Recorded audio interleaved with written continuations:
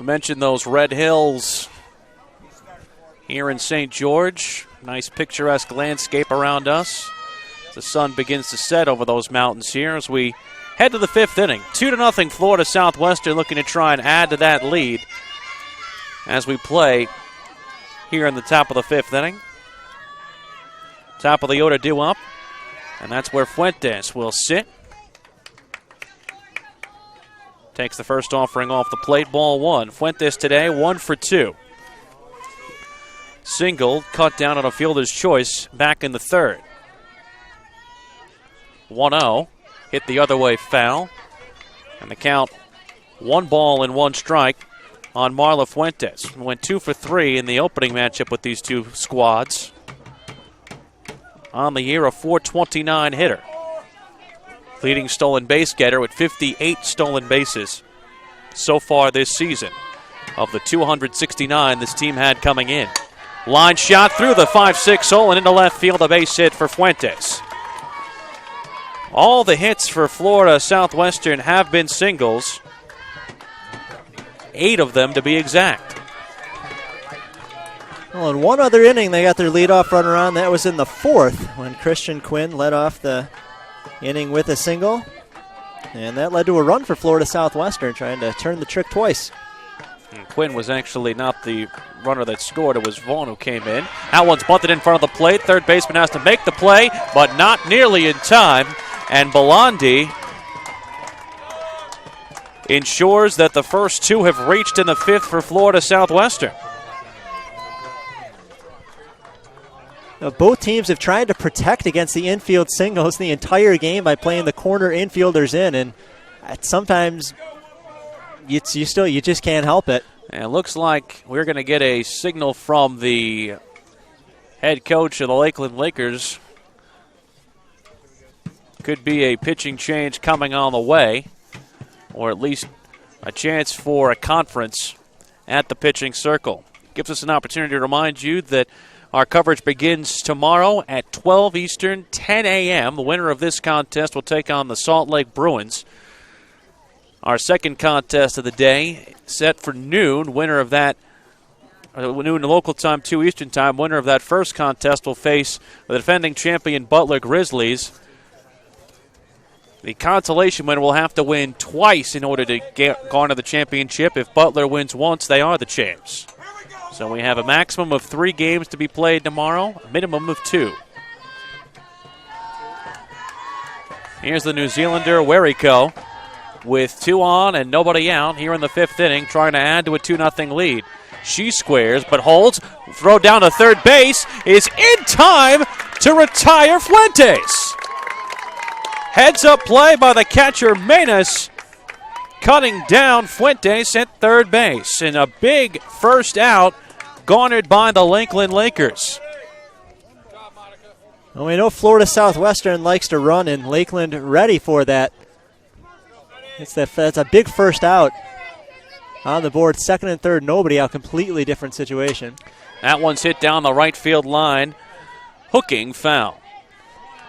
A play like that defensively can really raise your spirits for the team on the field. Feel like you get a momentum on your side, especially with the other team starting to hit the ball a little better in the later innings. Belandi on that play crossed over to second base. That takes away the force at second base. Still 1 out. The 1-1 pitch. Weriko takes on the inside corner as she squared and pulled back. It's 1-2.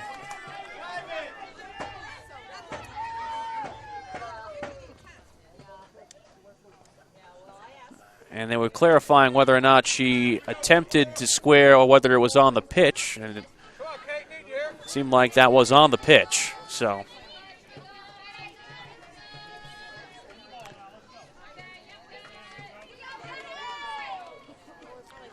1-2 count, the pitch. Rise up high from Fisher, and the count 2 balls and 2 strikes. Belandi with good speed, as most of these Florida Southwestern Buccaneers position players have. Anything to the outfield should score her. The 2-2. Punched into right center field. That's a base hit. towards the gap. It will score Belandi easily. It's an RBI single for Werico, and it's 3-0 Florida Southwestern.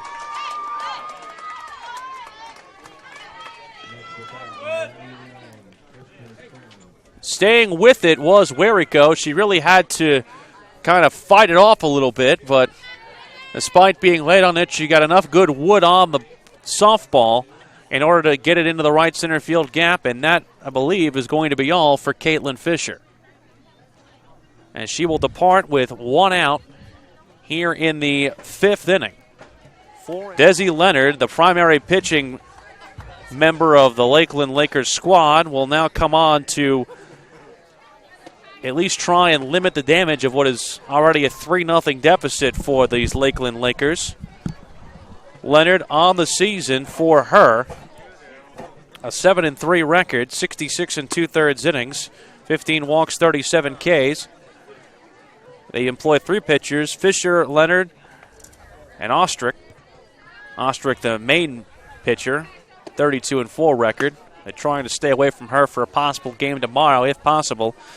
With these teams, of course, having played twice earlier today, her day could be possibly done. Leonard at least trying to, as we said before, limit the damage for Lakeland, as right now Florida Southwestern with 1 out and still a runner at first base and 1 already in here in this top of the 5th inning. And Courtney Gettins, their pitcher, not only staked to a lead, but yet to allow a hit through the first 4 plate appearances for Lakeland. And that caught stealing so important for Lakeland, able to throw out Fuentes at third base right now. Could be worse. Could be 4-0 with nobody out. And the runner going on the first pitch, throw down to second base, is not in time. And a stolen base for Werico. Her second in the night. In front of Christian Quinn.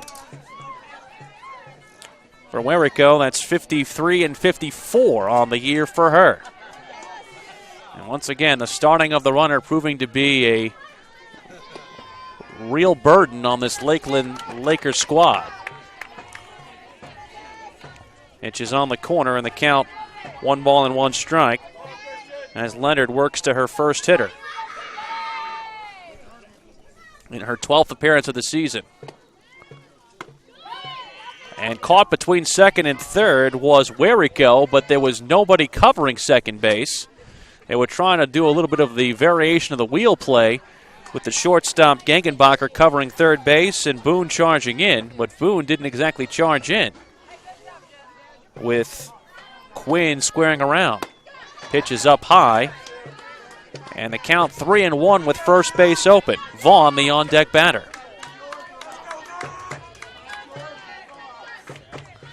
Werico with good speed at second. The 3-1 pitch. Strike taking all the way was Quinn, and that fills up the count.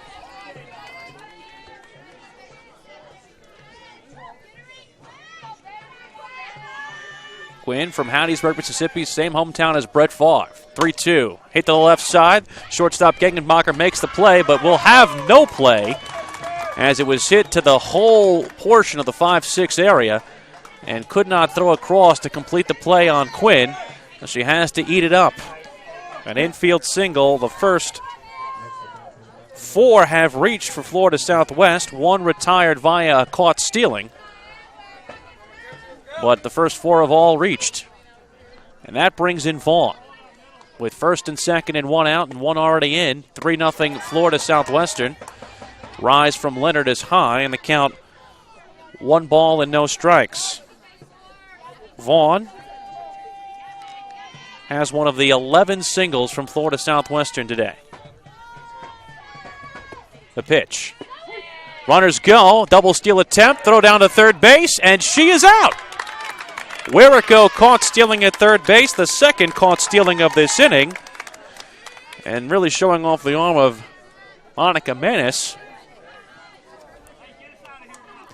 She hasn't been equal to the task all the time, but anytime you cut down one of these Florida Southwestern base runners, there's a little extra gold star involved. It's easy to second guess the decision to steal after the fact, but in an inning when you have 4 base hits, to get thrown out twice on the bases is disappointing. And I think when you have a 3-run lead, you can make those chances. That one's lined up the middle. A base hit just off the shortstop's glove. Gegenbacher coming in to score is Quinn. And it's 4-0 Florida Southwestern on the RBI single from Vaughn. Mackenzie Vaughn with a pair of hits today. And this really is the true testament of keep the line moving and runs will come. It's all been singles for Florida Southwestern. It's death by 1,000 paper cuts. That one's rounded back to the first baseman. Making the play is Hastings to the bag herself. And that's that, but not after a 2-run fifth inning for Florida Southwestern doubles the lead. At the end of 4.5, it's Florida Southwestern 4 and Lakeland nothing. You're watching the 2017 Division I Softball Championships on NJCAA TV.